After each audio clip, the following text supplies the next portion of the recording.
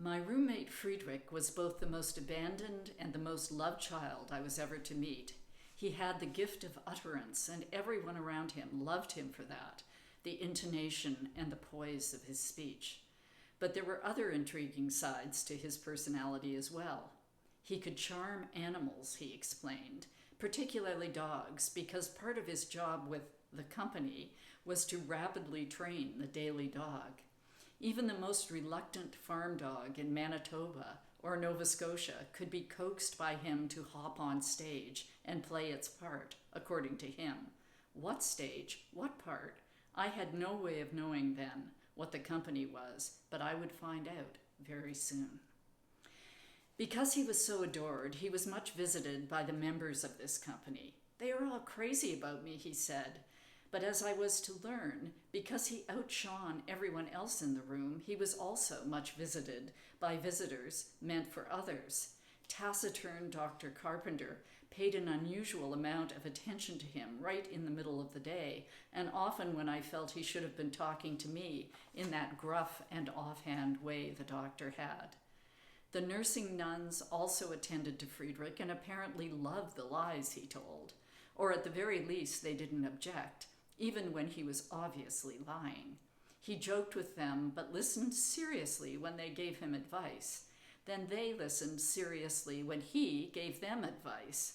Like me, he could not move his legs, but unlike me, he had a variety of stories that he could say aloud about the times when he had been able to move his legs. He had been a tap dancer. He had been a runner, a pole vaulter. He had been the one taking home all of the red ribbons at his school's field day when he still went to school. And when he joined the company and there was no more school for him, his achievements became legendary. But before that, he had been a celebrated hopper, skipper, and jumper, as well as a climber, a skier, a skater. He had been a mountain walker. Valderie, Valdera, he sang. Even motionless, he was filled with energy. I loved him long before I could speak to him. He had taken the saint's name Ursula on the occasion of his first communion, with everyone in the company, he claimed, including the dogs, in attendance. Because my speech had not yet come back, I couldn't ask what drew him to Saint Ursula, but he told me anyway. It was because of the nuns, he said, and all those girls in the story. He couldn't quite explain it, but those girls standing so still on their ship, in their pastel robes, those girls clearly loved Ursula. I loved my mother, he confessed, and sometimes, before God came to get her, I would just stand as still as possible in the closet with all of her skirts. He had never seen a ship, he admitted, but he had seen the mountains.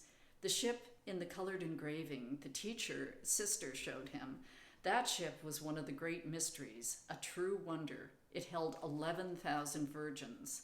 That means, Friedrich told me, the ship was filled with very young girls, not baby girls, but girls about your age. I had not considered the more prosaic side of virginity at the time, and at first I assumed he meant there were 11,000 Virgin Marys standing on the deck, looking out to sea.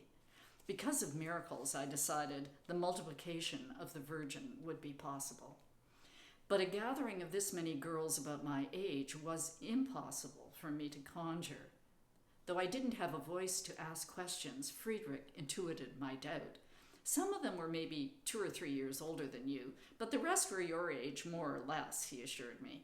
I thought about the girls later in the evening, when I couldn't sleep because of the pain.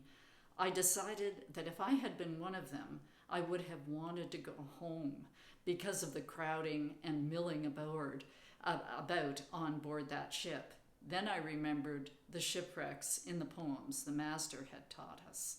I would have liked to have been one of those girls, Friedrich had said earlier, confusing me further.